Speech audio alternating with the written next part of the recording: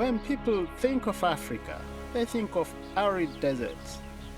They think of huge herds of grazers and of elephants, lions, and great apes in faraway forests.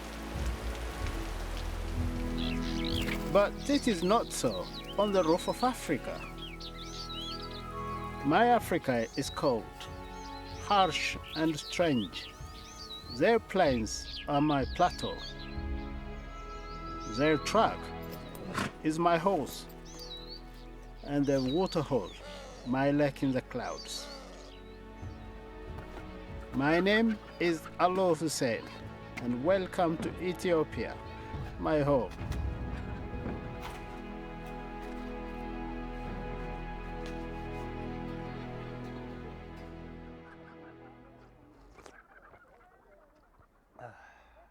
The start of my day is the same as yours. Drinking coffee, spending time with my family, and preparing for the day ahead.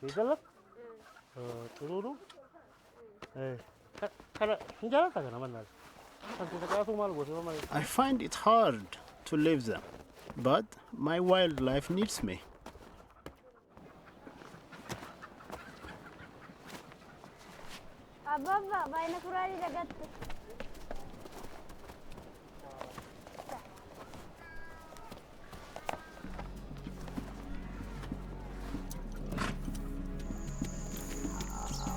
My journey to the Bale Mountains begins with a ride through the forest.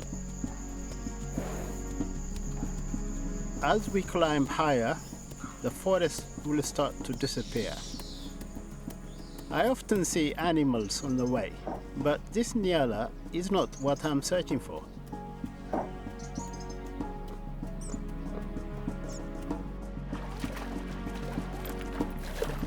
This is where I am happiest.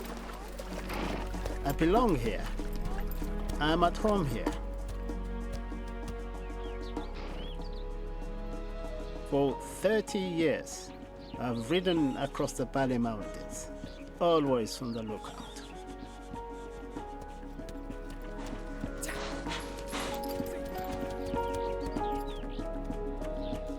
Climbing these cliffs gives me my best chance, but still they are difficult to spot.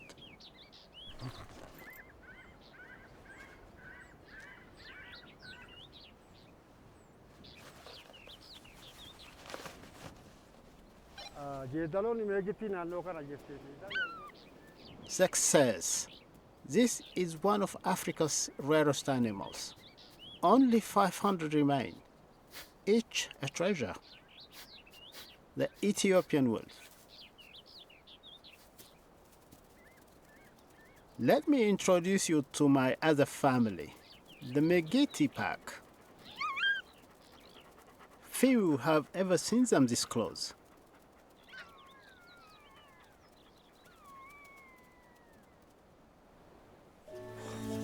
The pack's home is strange and unique.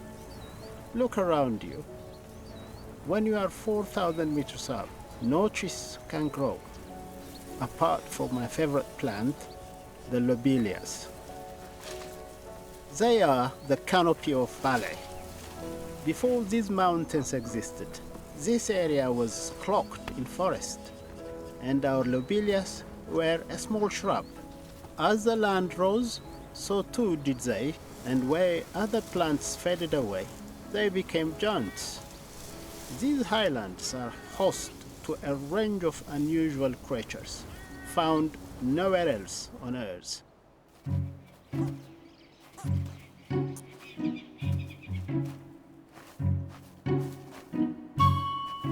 Meet the giant mole rat.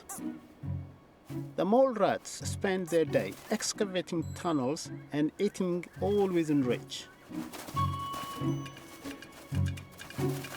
As they churn the land, grubs and insects are moved to the surface, which are quickly gobbled up by grateful birds, like this alpine chat.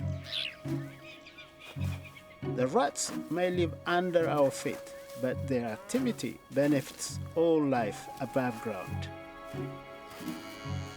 But such an open expanse of fertile land doesn't go unnoticed. Every year, more and more shepherds arrive, threatening the very existence of our wolves.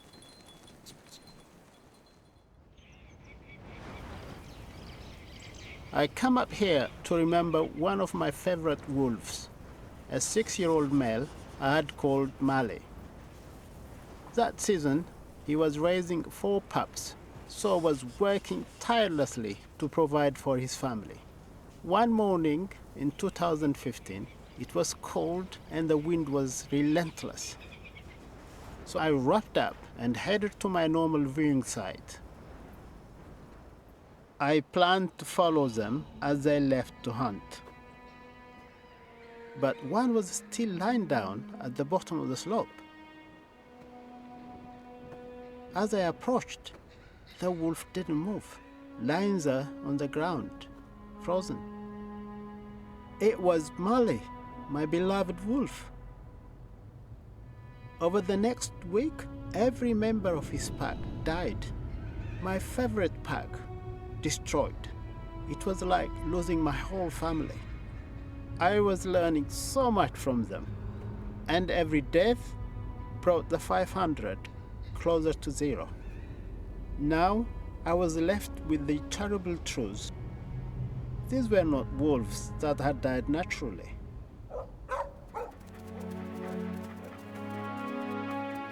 The 2015 rabies outbreak killed over 3/4 of our wolves, spreading quickly from many different local dogs, killing indiscriminately. Rabies came as no surprise. We all knew it was a danger. You must understand that our wolves are marooned amidst a sea of dogs. The disease can easily be passed from dog to wolf and then through an entire pack.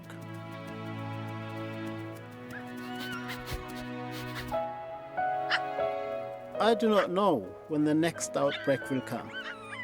I can't say whether my Megiti pack will be alive in a month. It is inconceivable what Bali would be like without the wolves. It is a huge challenge, so I must dedicate my life to the wolves.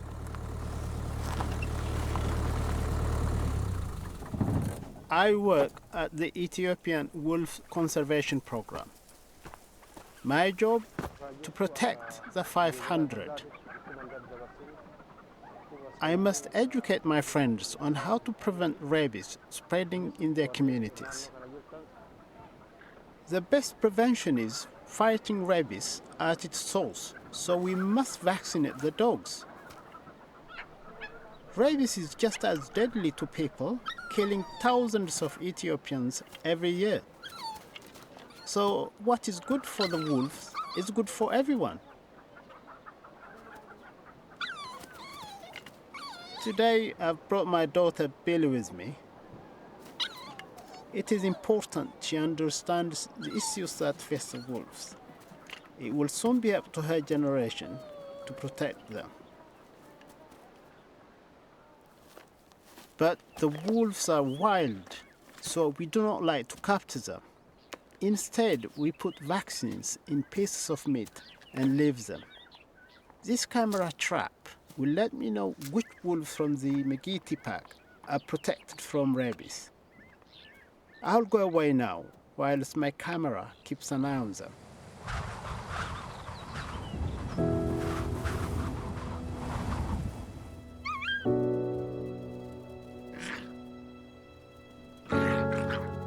Two more wolves, safe. It is a big task to make sure all of the wolves in Ethiopia are protected like this, but I know that we can succeed. The wolves are a symbol of Ethiopia, part of our identity. They deserve to be protected for our children and children's children. But I cannot do it forever.